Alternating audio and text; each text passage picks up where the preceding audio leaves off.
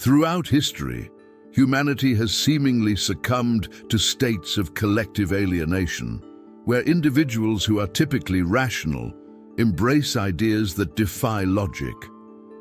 This perplexing phenomenon, which has intrigued scholars and thinkers for centuries, is known as mass psychosis. Before delving into its origins and repercussions, it's crucial to consider a thought-provoking observation by psychologist Gustave Le Bon. Crowds never crave truth. They reject evidence that contradicts their desires, preferring to glorify the illusion that captivates them. The person who feeds them fantasies becomes their leader, while the one who attempts to dispel their delusions inevitably becomes their enemy. This reflection prompts us to contemplate how entire societies can be swept into states of extreme irrationality. If we were to ponder the greatest threats to civilization, common responses might include natural disasters, diseases, or armed conflicts. However, what if the most insidious danger resided within the human mind itself? The renowned psychologist Carl Jung maintained that the inability to confront the unconscious forces of the psyche posed the greatest threat to society. He described this struggle as an internal battle against our own nature. The ancient Latin proverb "Homo homini lupus est," man is wolf to man, aptly illustrates this idea. This destructive propensity becomes more evident during times of crisis, when irrationality overrides discernment. Jung classified this phenomenon as a psychic epidemic. In The Symbolic Life, he cautioned that the greatest danger to humanity lies not in famine, natural disasters, microbes, or terminal illnesses, but in humanity itself. Nothing is as devastating as psychic epidemics because there is no effective protection against them. But what exactly defines mass psychosis? In simple terms, it is an outbreak of madness that afflicts entire groups, leading societies to lose touch with reality and indulge in collective delusions. While it may seem like a remote possibility, history is replete with disturbing episodes. The witch hunts that plagued Europe and America between the 15th and 18th centuries are a classic example.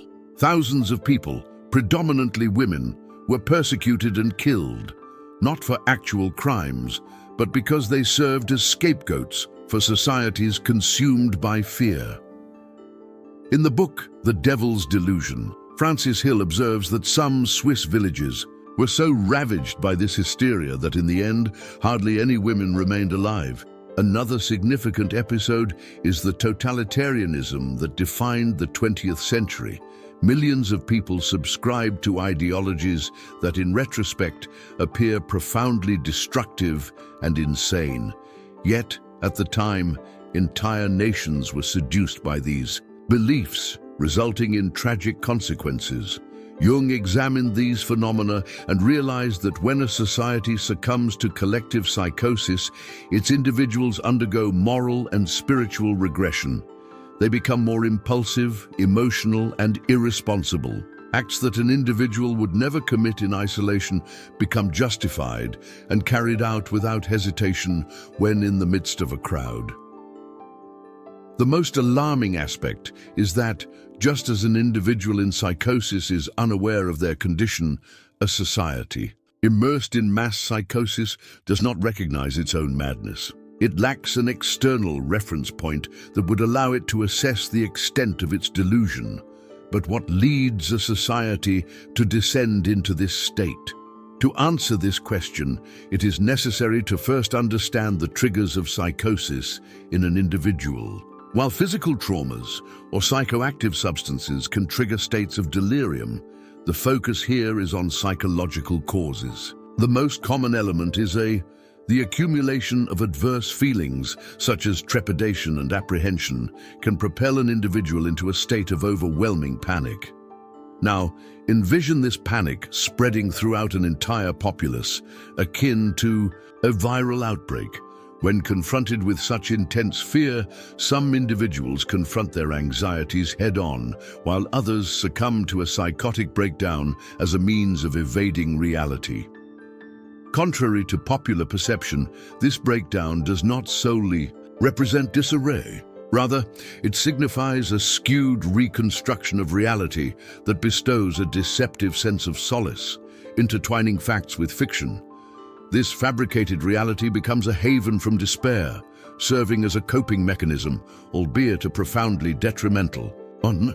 Psychiatrist Silvano Arietti, a prominent figure in schizophrenia research during the 20th century, outlined the stages that culminate in psychosis.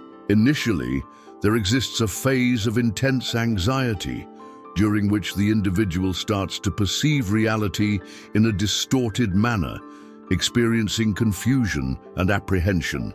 Subsequently, the individual exhibits a psychotic insight, wherein they construct a distorted worldview to rationalize their anguish. If an individual can succumb to this condition, so too can an entire society be engulfed by this madness. When a group of vulnerable individuals is immersed in a state of terror, be it due to real, imagined, or fabricated threats, collective psychosis can manifest. In contemporary society, one of the most pernicious forms of this phenomenon is totalitarianism. Historian Arthur Versluis defines totalitarianism as the absolute control exerted by a centralizing state that undermines individual rights. Philosopher Hannah Arendt analyzed this phenomenon as an endeavor to reshape human nature. However, instead of fostering an idealized utopia, this process eradicates sanity, transforming entire societies into prisoners of delusion.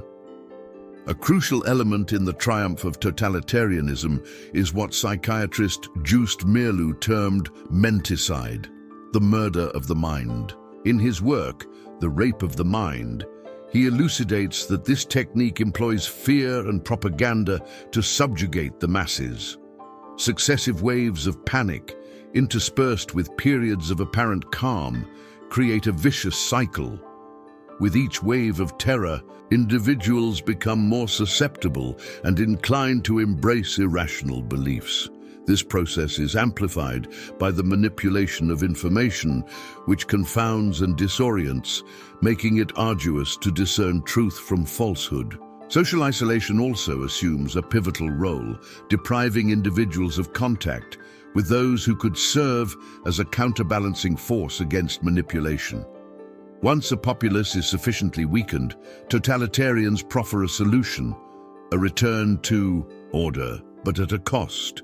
To attain security, the masses must relinquish their liberty and surrender control of their lives to a ruling elite. Meerloo characterizes this phenomenon as a form of collective psychosis in which discernment and empathy are eradicated. Society self-destructs, incited by those in positions of authority.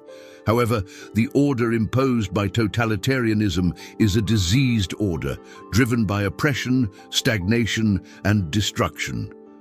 To avert this descent into chaos, it is imperative to resist psychological manipulation and restore lucidity to the world.